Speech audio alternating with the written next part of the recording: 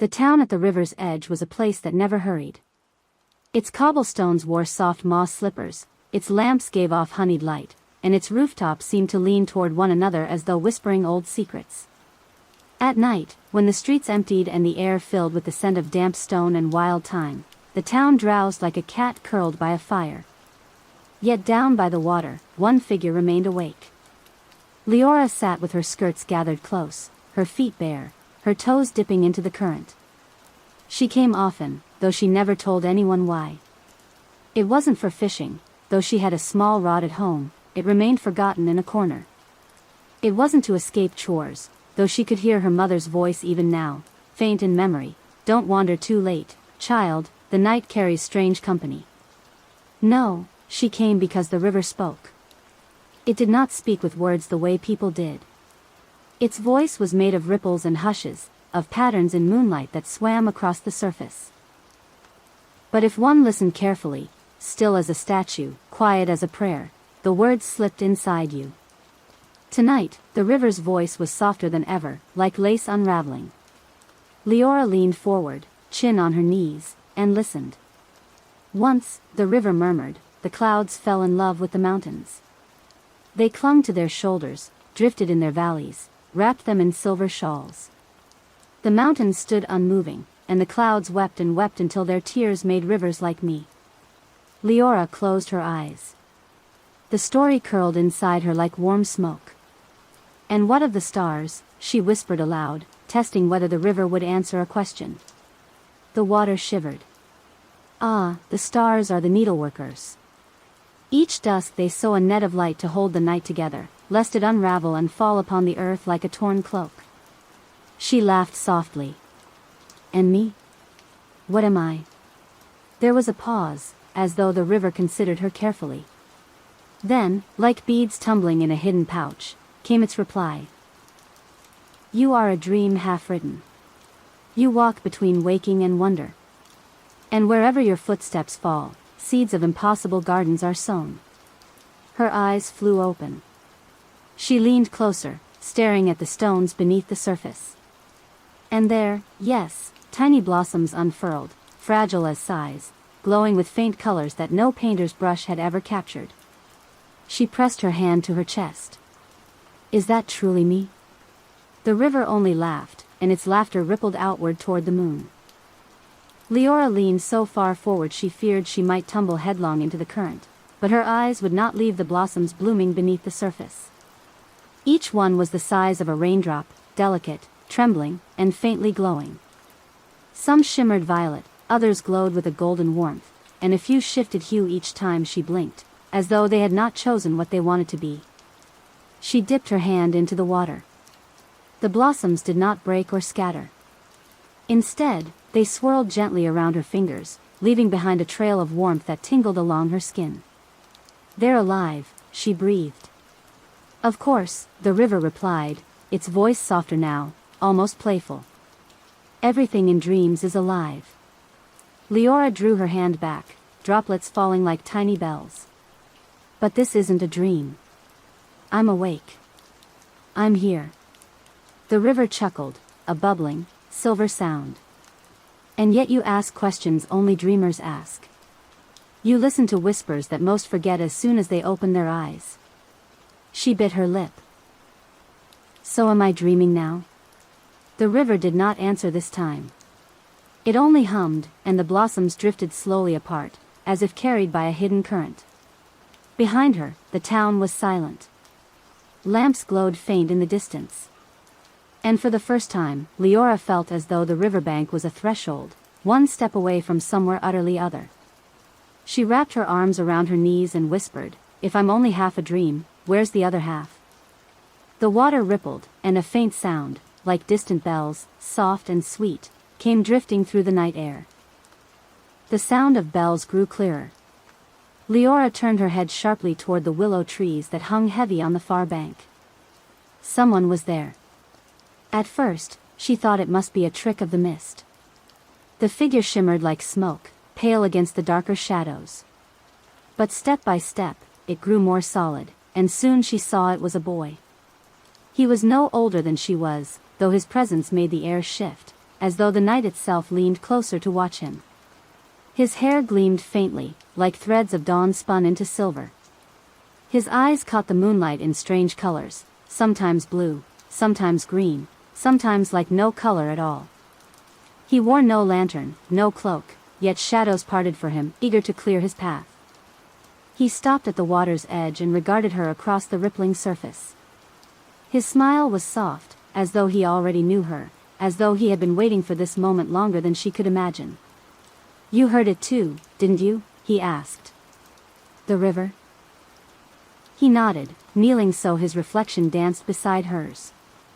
"It speaks to those who are not quite anchored. To those caught between waking and wonder. To fragments." Her pulse quickened. "Fragments?" He tilted his head. "The river once told me I was half of a story. That one day, I would find the other half." His eyes held hers with quiet certainty. "And here you are." Leora's breath caught. "So, you're the other half of my dream?" "Perhaps," he said, the corners of his mouth lifting faintly. "Or perhaps I am the dreamer, and you are the dream." The river laughed, low and bright, scattering blossoms into the moonlight. The blossoms drifting upon the water did not sink. Instead, they rose like paper lanterns, each glowing softly as though lit from within. Their light shimmered across the current, painting her face in hues of violet, gold, and green. Liora clasped her hands together. "They're so beautiful." The boy tilted his head, watching the petals float. "They only bloom when someone listens. The river is shy, you see, it hides its treasures unless it feels truly heard." She frowned. "So you've seen them before?" He nodded slowly. "A few times. But never like this. Not so many, not so bright." His eyes flickered to hers, as though the explanation was obvious. "You must be special to it." The word startled her. She had never thought of herself as special.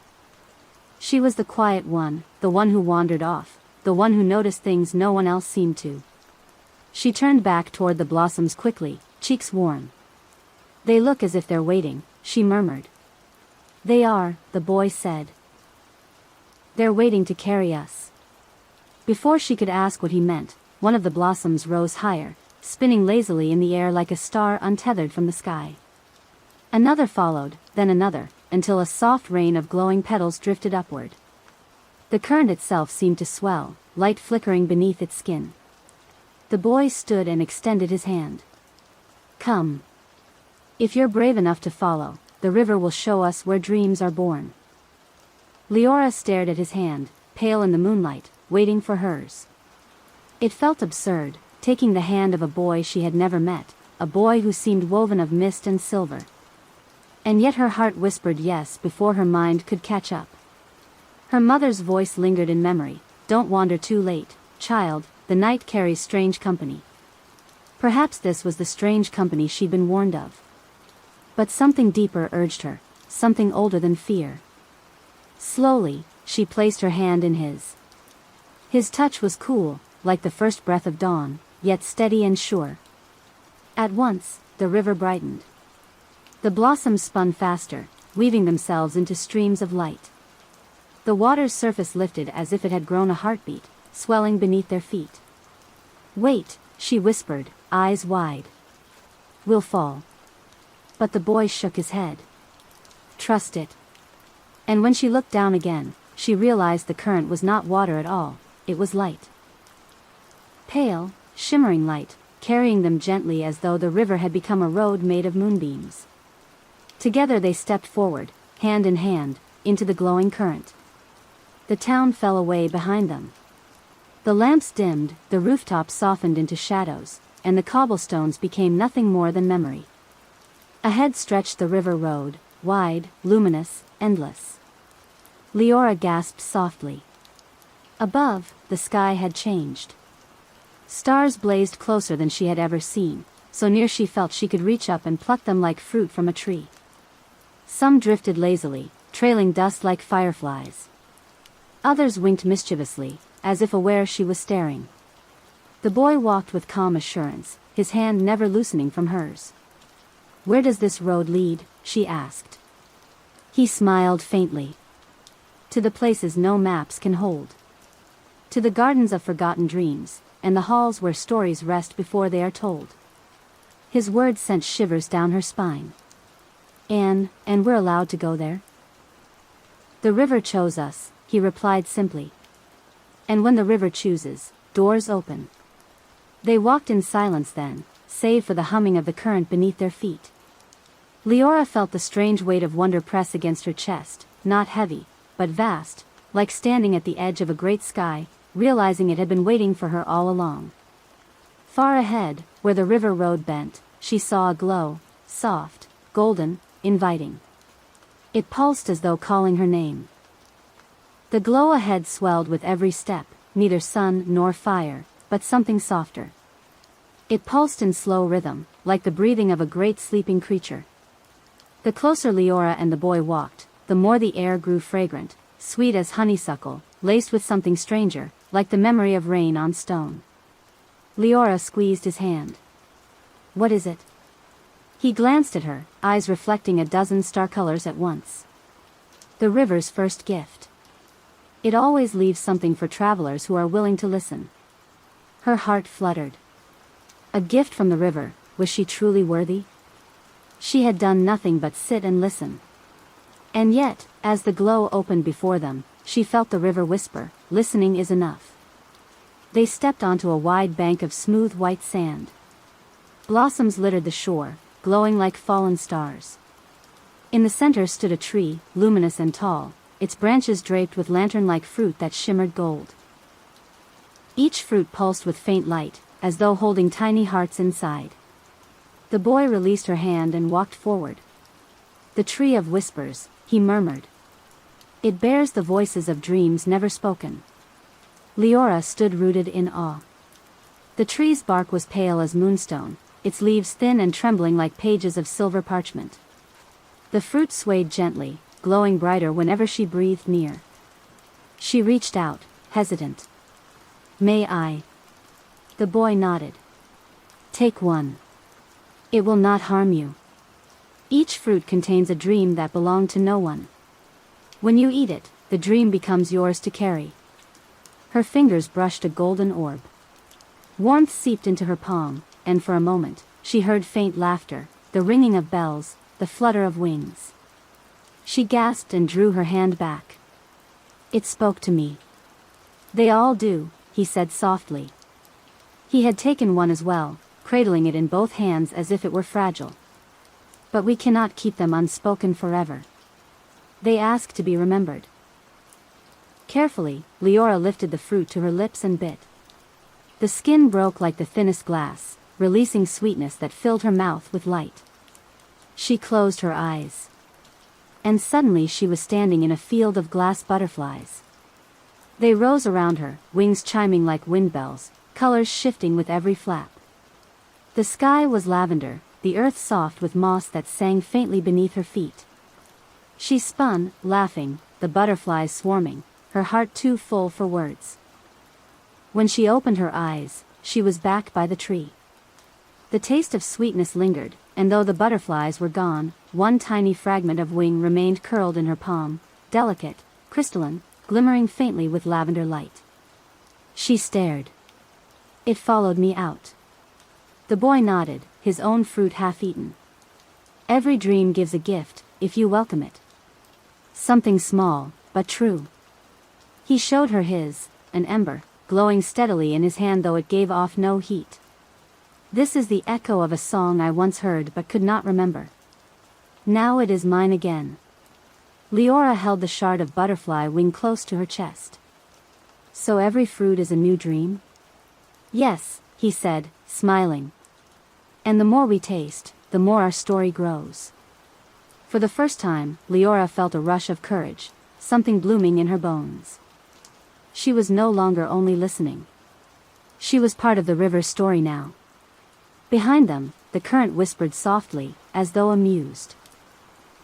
Ahead, the glowing path stretched on, winding toward a horizon filled with shadows and stars. The glow of the Tree of Whispers faded behind them as Liora and the boy stepped once more onto the river road. The light beneath their feet pulsed softly, steady as a heartbeat, guiding them onward. But the horizon ahead had changed. The stars above seemed sharper, their light fractured, and to the left and right of the glowing path stretched a vast expanse of shadow. It moved oddly, shifting and curling like a sea without waves. Liora shivered. "What is that?" The boy's expression grew solemn. "Not every dream is gentle. The shadows are the fragments forgotten, dreams abandoned, wishes never spoken. They drift here, restless." The darkness quivered, and she thought she saw shapes within it, faces blurred, hands reaching, voices whispering too low to catch. Her hand tightened around the shard of butterfly wing in her pocket. "Will they harm us?" "Not if we keep to the path," he said. "The river protects its chosen." But stray even a little, his voice trailed off, and he did not finish. She swallowed hard, forcing herself to look forward. The path glowed steadily, like a promise. She placed her trust in it, and in the boy's calm presence beside her. They had not walked far when the whispering grew louder. Liora tried not to listen, but one voice rose above the others, soft, broken, but achingly familiar. "Liora." She froze. "Did you hear that?" The boy turned, cautious. "Hear what?" "It called my name." It sounded like, her throat tightened. "Like my grandmother." Her grandmother had passed when she was 7. She remembered her stories by the fire, the way she hummed lullabies when storms rattled the roof. The voice now was thinner, ragged, but it carried the same cadence. "Liora," it whispered again, from the curling dark. "Come closer. I miss you." Tears pricked her eyes. She took a half step toward the edge of the glowing path. The boy gripped her arm quickly. "Don't." "But what if it really is her?" she cried, torn between longing and fear. His gaze was steady. "It is not her. The shadows were the voices of those you love most. They are echoes, nothing more." The whisper grew fainter, desperate. "Don't leave me behind." Liora shut her eyes, pressing her hands over her ears. The boy pulled her gently forward until the voice slipped away behind them, dissolving into the murmuring dark. They walked in silence for a while, the hum of the river road filling the space where words might have been. Leora's chest ached. Finally she said softly, it felt so real. The boy nodded. "They always do. Shadows are born from longing, the kind too deep to fade even when the dreamer forgets. They know how to call to you. They know the shapes of your heart." She clenched her fist around the shard of butterfly wing. "Then how do we resist them?" "By remembering that what is gone cannot be reclaimed in this place. The river carries forward, never backward." He glanced at her, his eyes filled with quiet compassion. "But that doesn't mean the love was false. It only means it is part of you now, not something to chase." Liora exhaled shakily, nodding. She kept her gaze fixed on the shining path, afraid that if she looked sideways, the shadows would find another voice to steal from her. Above, the stars shimmered, brighter than before, as if rewarding her choice. And far ahead, on the horizon, a new shape emerged, the silhouette of an archway woven from light. The closer they walked, the clearer the arch became. It shimmered like spun glass, tall enough for giants, wide enough for rivers. Its surface was woven from thousands of threads of light, each thread pulsing in rhythm with the river beneath their feet. Liora slowed, staring upward. "It feels alive." The boy nodded. "It is. The arch listens to those who pass beneath it. It will open the way only if it recognizes you." Her breath caught. "Recognizes me? How? I've never been here before." "Recognition isn't always about memory," he replied. "Sometimes it is about truth. The river knows what you carry in your heart, even if you do not." They reached the foot of the archway, and the glow thickened, spilling like golden rain across the path. Liora felt it pressing against her skin, gentle, yet insistent, as if asking her to speak. "What do I say?" she whispered. "Only what is true," the boy said quietly. The threads of light shimmered, weaving together more tightly. The air vibrated with quiet sound, like 1,000 voices murmuring at once. Liora felt her pulse quicken. She drew in a breath. "I am Liora," she said, her voice trembling. "I came because the river spoke to me, because I wanted to know its stories." The arch glimmered faintly but did not part. She swallowed. That wasn't enough. She pressed her hand to her chest and tried again. I thought I was ordinary. But the river called me a dream half-written. I don't know what that means yet. I only know I want to understand." The glow brightened, threads loosening like petals unfolding. Her throat tightened. The last truth was harder, but it rose unbidden, and I don't want to be alone anymore. At once, the arch opened, threads unfurling like a door of light. A warm current swept through, carrying the scent of spring blossoms and the hush of turning pages. The boy glanced at her, a small smile touching his lips. "You spoke truly." Her cheeks burned, but she stepped forward beside him, into the waiting radiance. They emerged into vastness. Before them stretched a hall without end, its ceiling lost in star-swirled heights, its walls lined with shelves that curved into infinity. Each shelf was filled with books, scrolls, jars of light, feathers, seashells, treasures of every shape and size, glowing faintly as though alive. "This," Liora whispered, her voice trembling with awe, "this is a library." "The library of dreams," the boy confirmed, his tone reverent. "Every dream that was ever dreamt, and every dream yet to be, is kept here until it finds its way into a soul." She stepped closer to a shelf, drawn to a glass jar holding a swirl of silver mist. It pulsed faintly against the glass, as though eager to escape. "Do people ever take them?" He nodded. "Some come here to borrow. Some to return. Some to find what they have lost." His eyes softened. "Perhaps that is why the river brought us." Her fingers hovered over the jar, then fell back to her side. The air smelled of paper, starlight, and rain. She felt small before the endless shelves, yet also strangely welcomed, as though the library had been waiting for her. 50 shelves to the left, the boy murmured, half to himself. "That's where the oldest dreams rest. I wonder what waits for us there." The shelves stretched in every direction like the ribs of a great cathedral. Some were carved from wood older than time, some of marble veined with starlight, some spun from threads of glass so fine they trembled when Liora breathed near. She trailed her fingers along the spines of books that hummed faintly, as though sighing in their sleep. Some bore titles in languages she did not know, but whose shapes made her heart ache with familiarity, like lullabies she almost remembered. The boy walked slightly ahead, his ember cupped carefully in his palm. It glowed more brightly the further they went, guiding them deeper between the shelves. "What are you looking for?" she asked softly. He hesitated, his eyes flickering toward her. "A dream I once lost.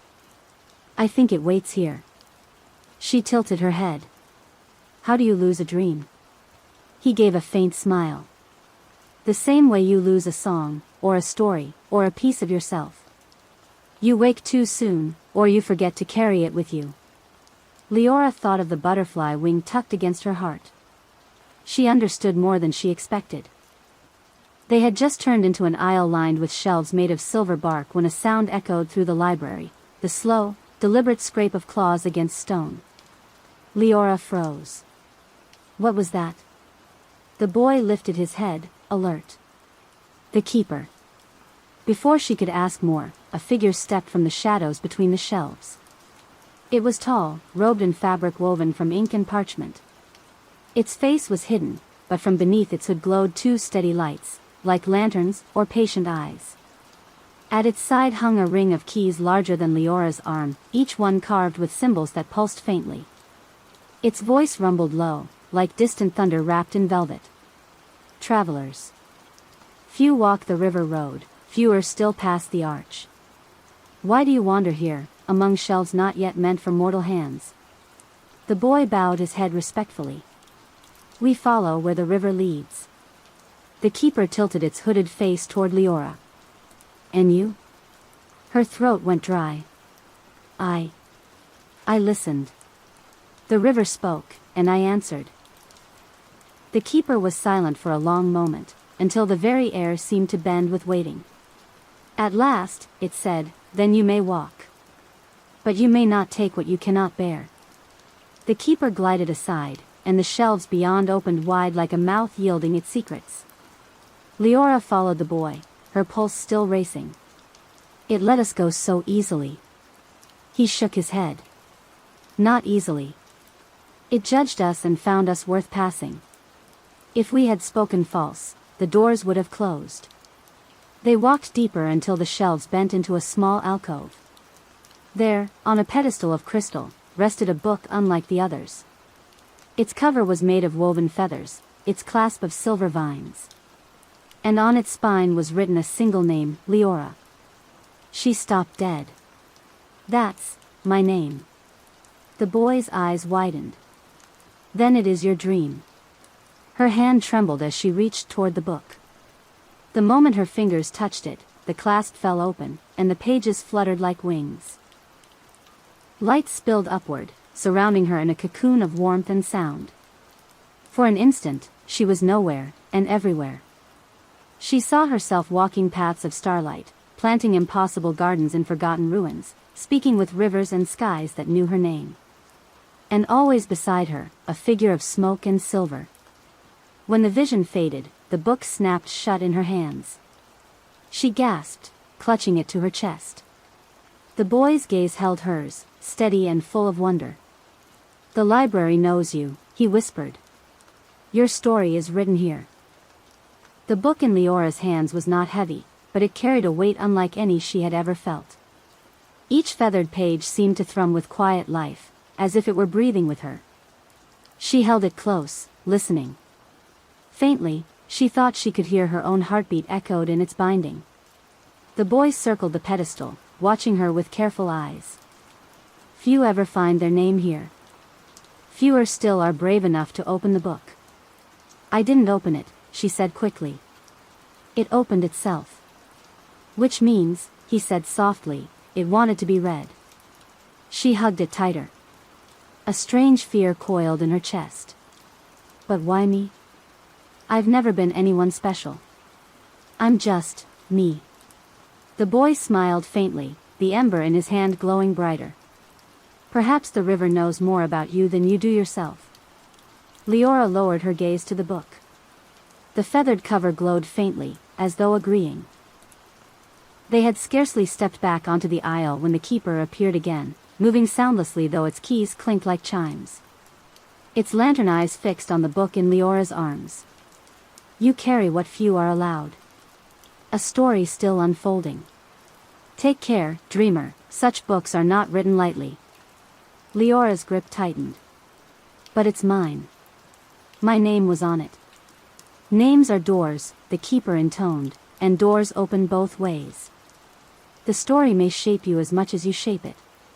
Guard each page well." The boy bowed his head. "We will." The keeper's hood dipped in return, and it melted back into the shadows, leaving only the echo of its words. Liora exhaled shakily. It sounded like a warning. "It was," the boy said. "But warnings are not meant to stop us. Only to remind us to walk carefully." She glanced at the book again. The cover seemed to glow more warmly in response to his words. She wasn't sure if it was comfort, or a promise of trials to come. They walked deeper into the library until the shelves grew sparse, and the floor beneath them shifted from stone to soft down. Feathers carpeted the ground, white and silver, drifting in an unseen breeze. At the end of the hall stood a door.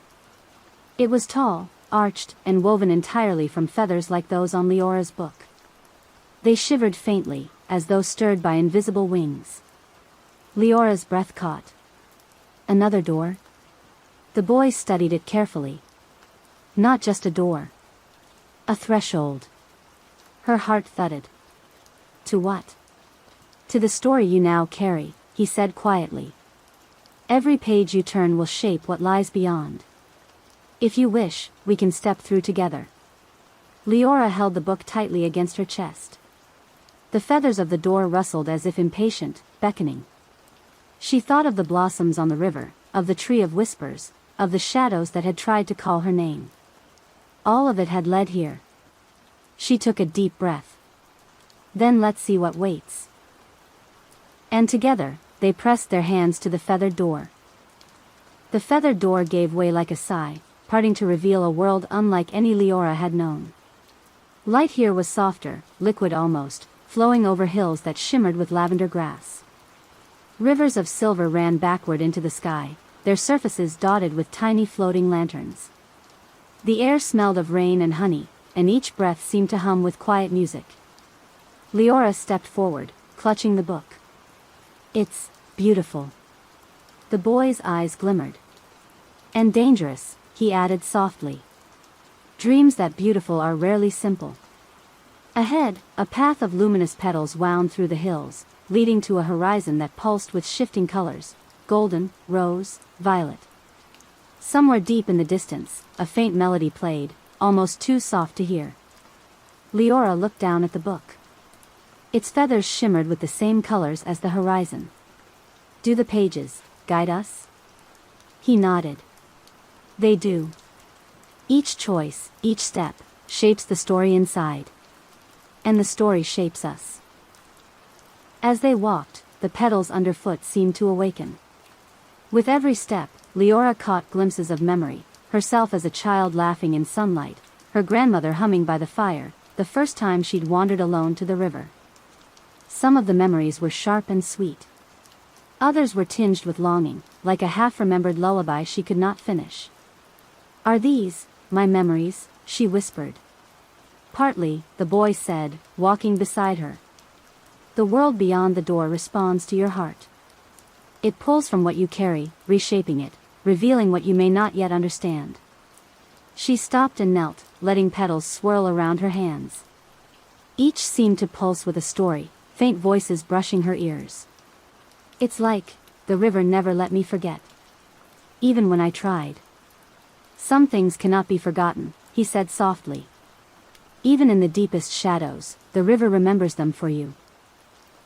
Ahead, the hills gave way to a circular clearing, where a stone gate stood tall, carved from moonlight and mist. Strange symbols glimmered along its arch, shifting whenever she tried to look directly. The boy paused. The first gate, he said.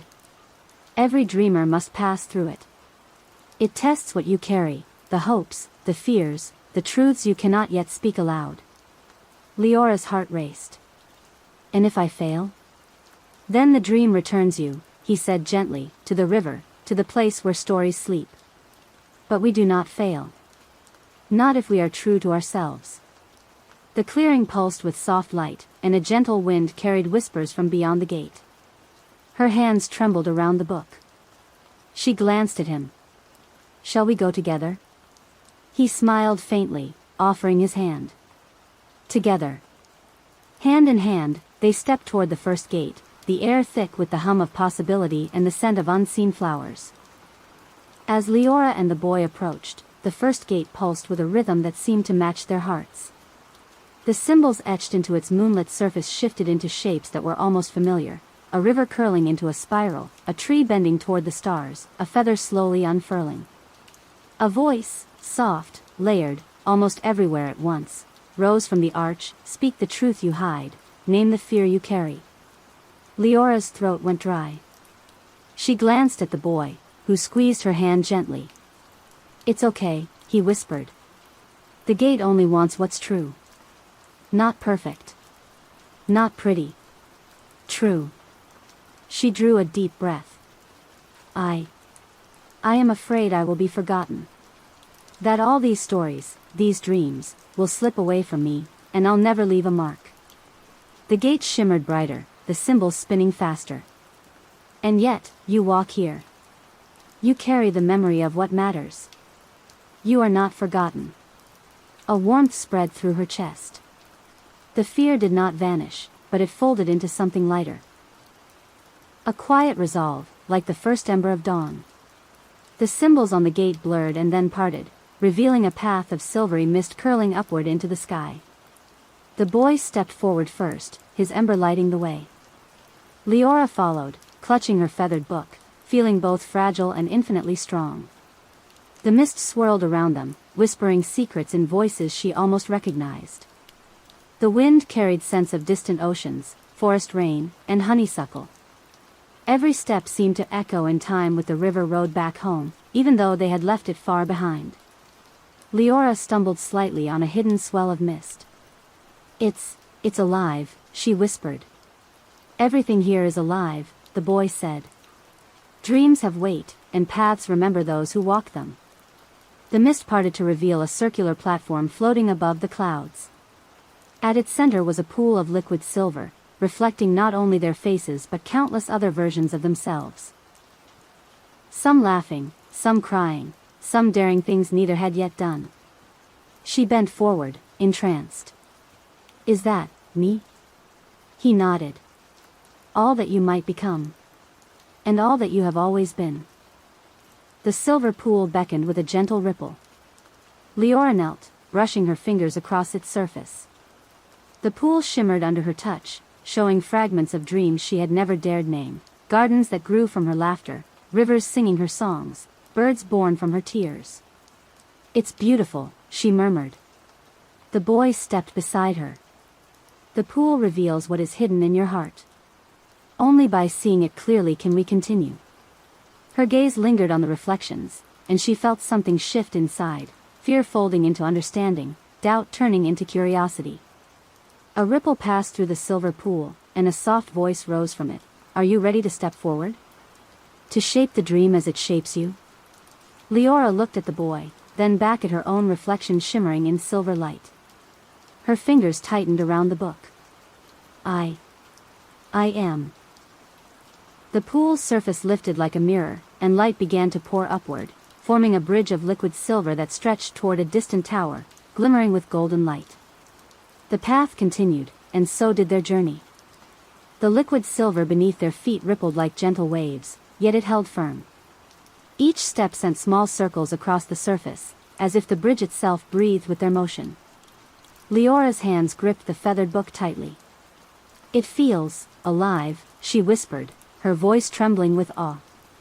The boy glanced at her, eyes reflecting the shimmering bridge. It is. Dreams that long to be lived take form when someone steps forward with courage. A faint wind carried whispers across the surface, voices of dreams yet unrealized.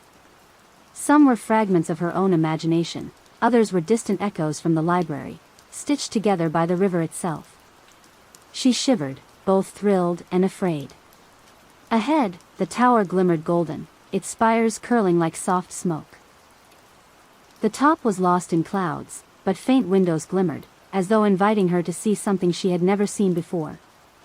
Halfway across the bridge, the silver began to reflect not just their images but possibilities, dozens of Lioras, dozens of boys, walking paths of wonder and fear, choosing, stumbling, rising.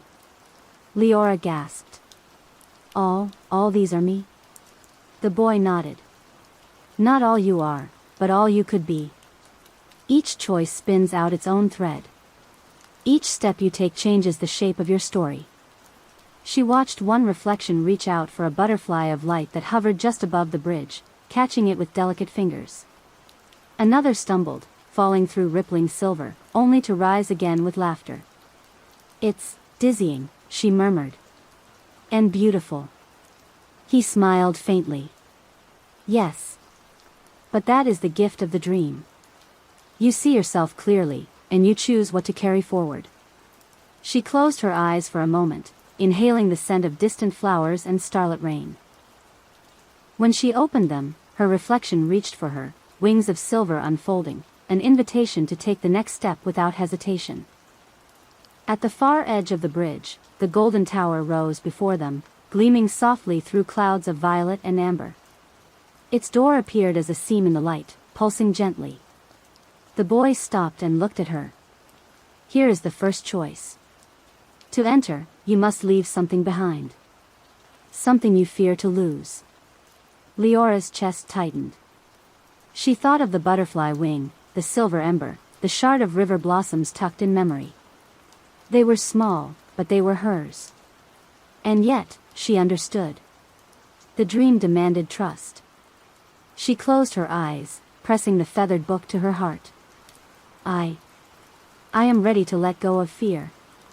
The tower's door pulsed brighter, and a soft hum filled the air, as though welcoming her courage. The boy extended his hand. Together? Liora nodded.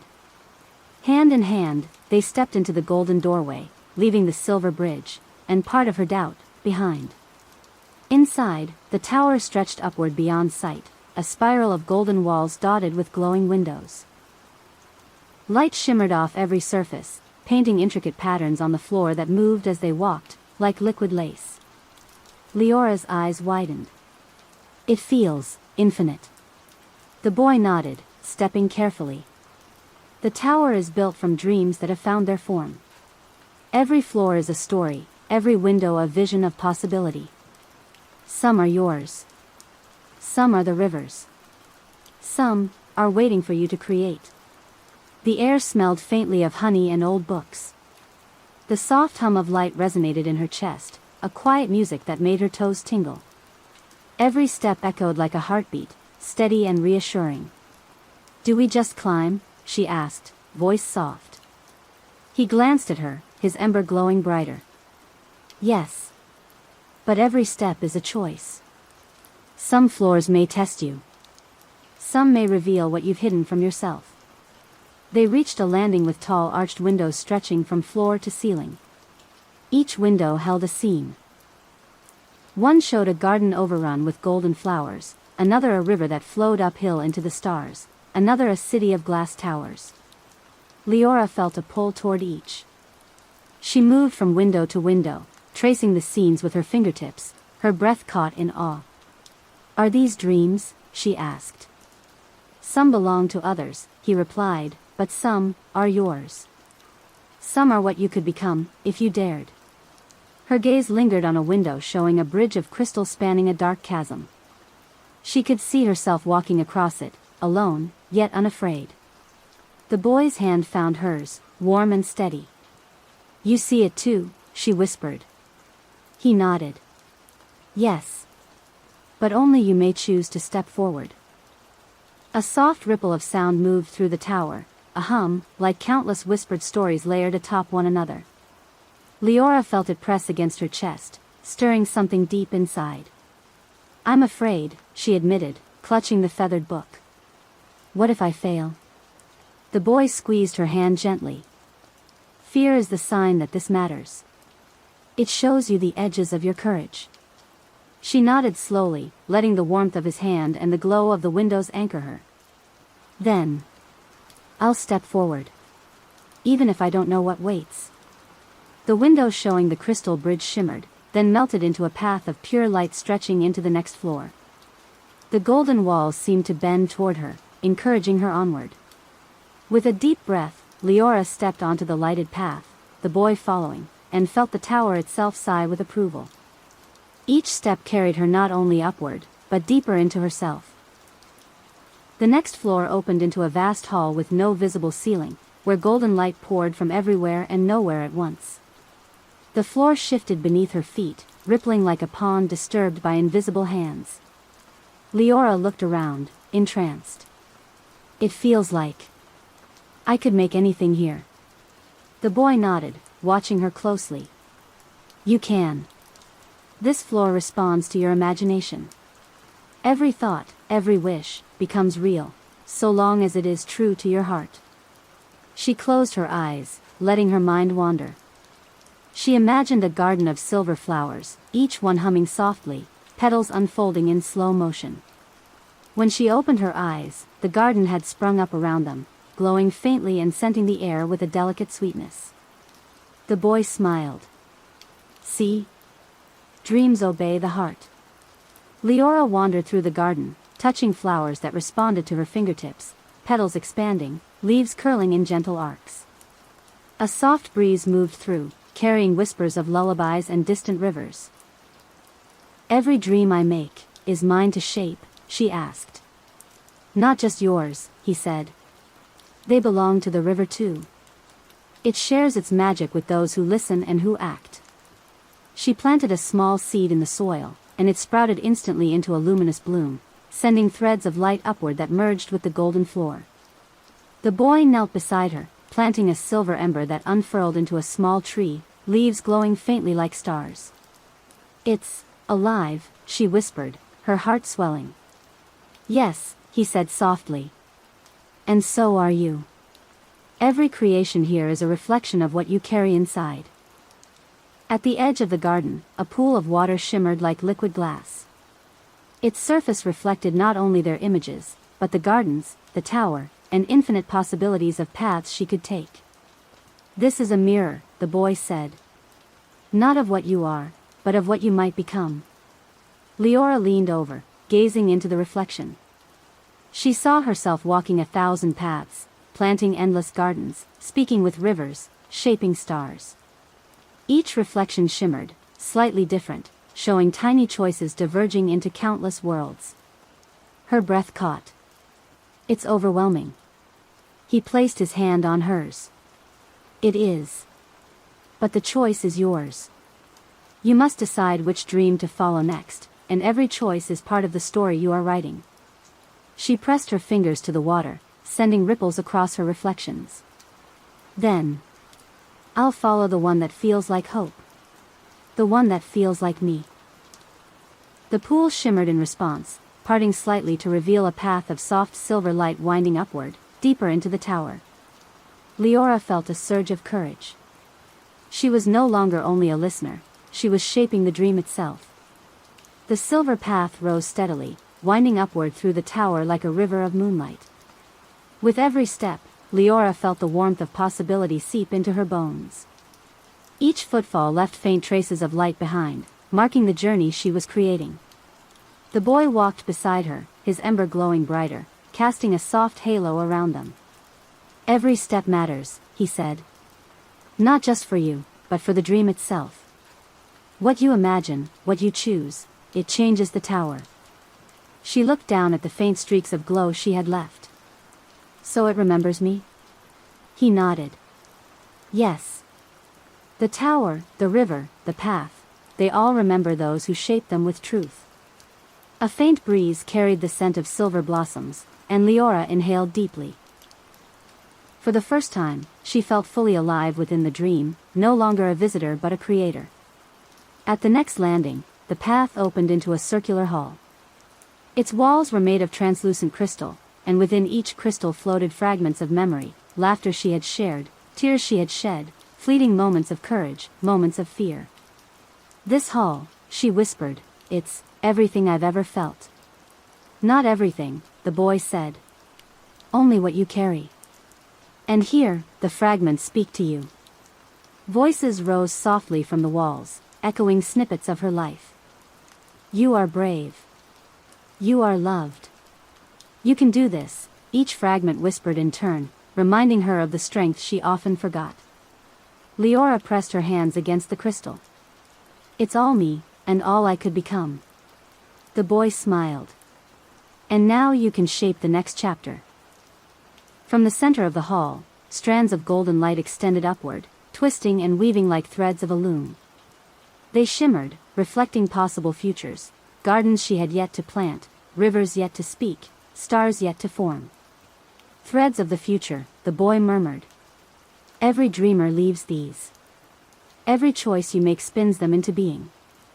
Liora reached out, brushing a strand with her fingers. It responded instantly, glowing brighter, bending toward her touch. She realized the dream was no longer something separate, she could guide it, shape it, nurture it. This is incredible, she breathed. I can really do this. He nodded. Yes. But remember, the greater the dream, the greater the courage required. And sometimes, you will need to let go to move forward. She looked at the glowing threads and felt both excitement and fear. She could almost see the river flowing through them, winding endlessly into worlds waiting to be dreamed. With a steadying breath, she gripped her feathered book and stepped forward, ready to weave the threads of the future herself. The path from the Hall of Echoes led to a narrow chamber, walls of shadow weaving between faint streams of light. The air felt heavy, pressing against Liora's chest as if testing her resolve. The boy paused. This is the chamber of doubt. Every dreamer must pass through it. It will show you fears you've hidden, whisper them aloud, and ask if you are ready to continue. Liora swallowed, tightening her grip on the feathered book. I'm ready. The chamber pulsed. Faint shapes emerged from the shadows, herself as a small, timid child, a version who had given up on the river, a version lost to fear and forgetfulness. Each figure spoke in voices she knew too well. You will fail. You cannot do this. You will be forgotten. Her heart trembled, but she took a deep breath. No. I have carried dreams this far. I will not let fear stop me now. The shadow figures surged forward, twisting and writhing like smoke in her path. Liora stepped back instinctively, but the boy's hand found hers. You are not alone, he said softly. Remember the river, the blossoms, the silver bridge. Remember the courage you've carried this far. She closed her eyes and imagined the gardens she had created, the silver threads she had guided, the wings of the butterfly she had held close to her heart. Light flowed from the book, spilling onto the floor, and the shadows shrieked and recoiled. No, she whispered fiercely. You are not my path. I choose the light, I choose the dream. The shadows dissolved into faint wisps, leaving the chamber bathed in golden radiance. Her chest heaved, but the fear had lessened, folded now into resolve and awareness. The chamber stretched and opened into a small courtyard bathed in starlight, the shadows gone. Silver flowers nodded gently in a breeze that seemed to celebrate her triumph. Liora exhaled deeply. I did it. The boy smiled, holding out his hand. Yes. And now you understand something important. The dream is not only what you shape, it is also what you overcome. Every challenge strengthens both you and the story. She touched a flower, and it shimmered, reflecting herself and the boy beside her. It feels different now. Like the dream listens to me more. It does, he said. Because you speak with courage, not fear. And courage shapes reality here. She looked up at the stars above, feeling the river's whisper in her chest. The journey was far from over, but she had crossed a threshold. She had stepped from doubt into creation. The courtyard opened into a vast garden that stretched beyond the eye, dotted with floating lanterns and silver blossoms. Here, every thought seemed to bloom instantly into reality: flowers, streams, trees, even small creatures that blinked with quiet curiosity. Liora stepped forward, holding the feathered book close. I can make it, all of this? The boy's ember glowed steadily. Yes. Anything your heart can imagine. But be careful, every creation carries weight. The dream responds to your intention as much as your imagination. She knelt and touched the ground, imagining a river of golden light winding through the garden. As her fingers brushed the soil, the stream appeared, winding gracefully, reflecting the stars above. Small silver fish leaped from its surface, scattering sparks of light into the air. This is mine, she whispered, awestruck. The boy led her to the edge of the garden, where a river of liquid starlight flowed, glowing with gentle radiance. The river is not only outside this tower, he said, it exists everywhere within dreams. You can shape it, guide it, and it will carry your intentions onward. Liora dipped a hand into the river. Tiny luminescent fish swirled around her fingers. She let the water flow through her hands and, when she pulled them back, the river had branched into multiple streams, each winding into different parts of the garden. It listens, she murmured, amazed. It really listens to me. He smiled. The river is patient. It waits for those who truly hear it, who move with courage and imagination. She laughed softly, letting the starlight river ripple and shimmer. Then I want to make this place a home for dreams. A place for anyone who comes lost, to find light again. The boy helped her lift small streams of starlight, shaping bridges, pathways, and floating islands. Silver flowers sprouted along the banks, each humming softly as if alive. Liora planted seeds of light, and they grew into trees with lantern-like fruit, glowing gently in the dark. "This is incredible," she said, stepping back to admire their work. "I never imagined I could do something like this."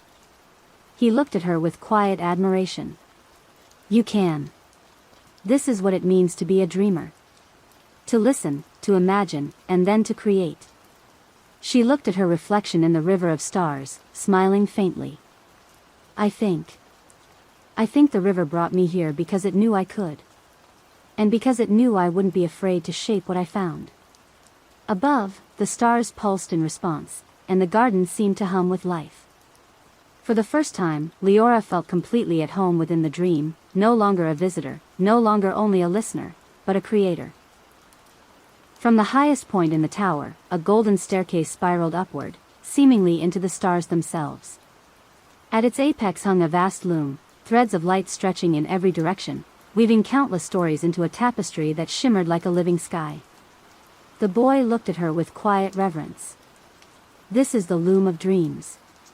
Every creation, every choice, every step you've taken has led here. And now, you can weave your own story fully into the world." Liora's heart pounded. The threads shifted when she moved her hands. Some trembled with silver light, others with gold or soft violet. "It's enormous," she whispered. "I don't know if I can manage it." He squeezed her hand. "The loom is patient. It waits for those who are brave enough to shape the story with care." Liora touched the threads, feeling them vibrate under her fingertips. She began weaving, tentatively at first, pulling a silver thread here, a gold one there. The tapestry shimmered and responded, growing brighter with every gentle choice. The boy guided her lightly. "Follow your heart. The loom does not demand perfection, only truth. Every thread you place carries the essence of you into the dream." As she worked, scenes unfolded within the tapestry, the silver river she had shaped, the gardens of floating lanterns, the tower of light rising through clouds, and fragments of her own memories, joy, sorrow, courage, and hope, woven into one radiant whole. Her hands moved with increasing confidence, and she realized she was not only shaping the dream, but becoming part of it. At the center of the loom, a single thread pulsed with soft white light. Liora realized it was the river itself, winding endlessly, connecting every dream she had shaped. "It's beautiful," she whispered. "Yes," the boy said. "But it also asks a choice. Every river, every dream, must flow somewhere. Where will you let this one go?" Liora paused. She thought of the river outside the tower, the blossoms, the silver bridge, the first time she had stepped onto the dream path. Every moment had led her here. She breathed deeply. "I will let it flow freely," she said. "Not for me alone, but for everyone who needs a place to dream." The thread pulsed brighter and lifted, weaving itself into the tapestry with a surge of light. The loom vibrated, filling the tower, the garden, the river, and even the stars above with radiance. The boy smiled, eyes reflecting the light. "You've done it. You've woven your dream into the world." The loom's threads shimmered and pulsed, and Liora stepped back, watching as her woven story expanded outward, spilling from the tower into the garden, into the silver river, into the sky itself. Light carried across the dream world, touching every corner, animating every shadow with gentle warmth. The boy stood beside her, his ember glowing steadily. "Look, you've made a world that listens." She traced the silver river with her gaze. "It's alive. All of it, because we chose to care, to imagine, to be brave." A gentle wind swept through the garden, lifting petals and glowing threads into the air. The river rippled, sending tiny waves of light toward the tower, toward the gardens, and farther, beyond the horizon. "I think the river is smiling," Liora whispered, and in that moment, she felt an infinite connection. The river, the tower, the garden, the loom, even the stars. They were all part of her, and she part of them. The tower slowly faded, the golden staircase dissolving into light, leaving the garden and river bathed in starlight.